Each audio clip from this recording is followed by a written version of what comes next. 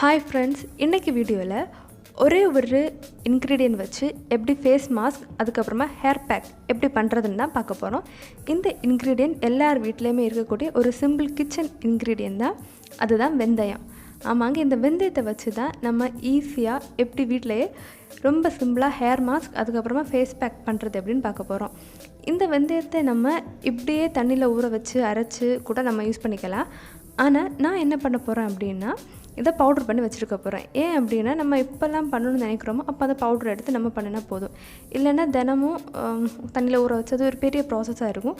அதனால நான் முதல்ல இந்த வெந்தயத்தை பவுட்ரு பண்ணி வச்சு அதுக்கப்புறமா ஃபேஸ் மாஸ்க் அதுக்கப்புறமா ஹேர் பேக் எப்படி பண்ணுறதுன்னு காட்டுறேன். முதல்ல இந்த வெந்தயத்தை பவுட்ரு பண்ணுறதுக்காக ஒரு பாத்திரத்தை நான் அடுப்பில் வச்சுருக்கிறேன். பாத்திரம் சூடானதும் அதில் நம்ம எடுத்து வச்சுருக்கிற இந்த வெந்தயத்தை கொட்டணும். நம்ம வெந்தயத்தை கிளறிக்கிட்டே இருக்கணும். கொஞ்சமாக கலர் சேஞ்ச் ஆகும், அப்புறம் நல்ல வாசனையும் வரும். அந்த டைமில் நம்ம அந்த வெந்தயத்தை அடுப்புலேருந்து இறக்கிடலாம். இப்போ பார்த்திங்கன்னா அந்த வெந்தயத்தோட கலர் சேஞ்ச் ஆகிருக்கு. அது மட்டும் இல்லாமல் நல்ல ஒரு வாசனையும் வருது. இப்போ இது பவுட்ரு பண்ணுறதுக்கு ரெடி. இதை இப்போ நான் அடுப்புலேருந்து இறக்க போகிறேன். அடுப்புலேருந்து இறக்கி அதை ஒரு மிக்ஸி ஜாரில் போட்டு பவுட்ரு பண்ணி எடுக்க போகிறேன்.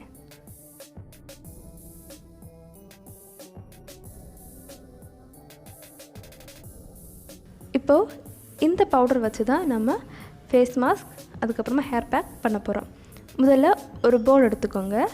அதில் நம்ம செஞ்சு வச்சுருக்கிற அந்த ஃபெனுக்ரிக் பவுடரை 1/2 டீஸ்பூன் ஆட் பண்ணுங்கள். அதுக்கப்புறமா கூடவே நல்ல கெட்டியான தயிர் ஆட் பண்ணுங்கள். ரெண்டையும் இப்போ நம்ம ஒன்றா மிக்ஸ் பண்ணலாம்.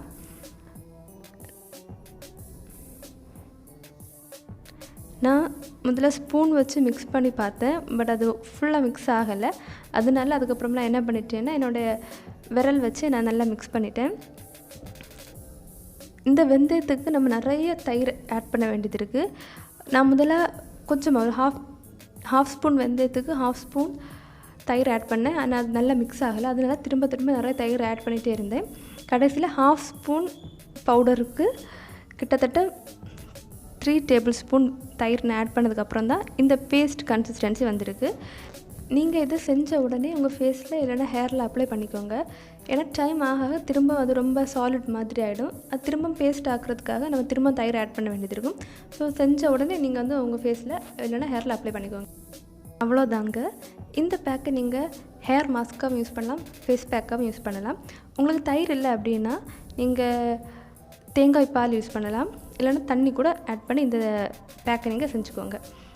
இந்த பேக்கை நீங்கள் ஃபேஸில் யூஸ் பண்ணுறதுனால என்னெல்லாம் நன்மைகள்னு பார்த்தீங்கன்னா, உங்களுக்கு க்ளோயிங் ஸ்கின் கிடைக்கும், உங்கள் ஸ்கின்னை எக்ஸ்ஃபாலியேட் பண்ணும், நல்ல மாய்ஸ்சரைசராக இந்த பேக் இருக்கும்.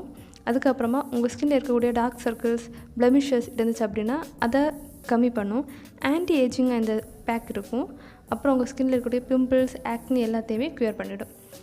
நெக்ஸ்ட், இந்த பேக்கை நீங்கள் ஹேரில் அப்ளை பண்ணுறதுனால என்னெல்லாம் நன்மைகள்னா, உங்களோட ஹேர் லாஸை ப்ரிவெண்ட் பண்ணும், டேண்ட்ரஃபை கம்மி பண்ணிவிடும், உங்கள் ஹேரில் நல்ல கண்டிஷ்னராக இது யூஸ் ஆகும், ஹேர் க்ரோத்தை ப்ரமோட் பண்ணும். ப்ரீமெச்சூர் க்ரே ஹேர் ப்ராப்ளம் இருந்துச்சு அப்படின்னா அதுக்கு ஒரு நல்ல சொல்யூஷனாகவும் இந்த ஹேர் பேக் இருக்கும். ஓகே ஃப்ரெண்ட்ஸ், இந்த வீடியோ உங்களுக்கு பிடிச்சிருந்ததுன்னா மறக்காமல் லைக் பண்ணுங்கள், ஷேர் பண்ணுங்கள். இன்னும் சப்ஸ்கிரைப் பண்ணலைன்னா மறக்காமல் வாட்ச் இட்ஸ் பேட்டர்ன் சேனலுக்கு சப்ஸ்கிரைப் பண்ணிக்கோங்க. தேங்க்ஸ் ஃபார் வாட்சிங்.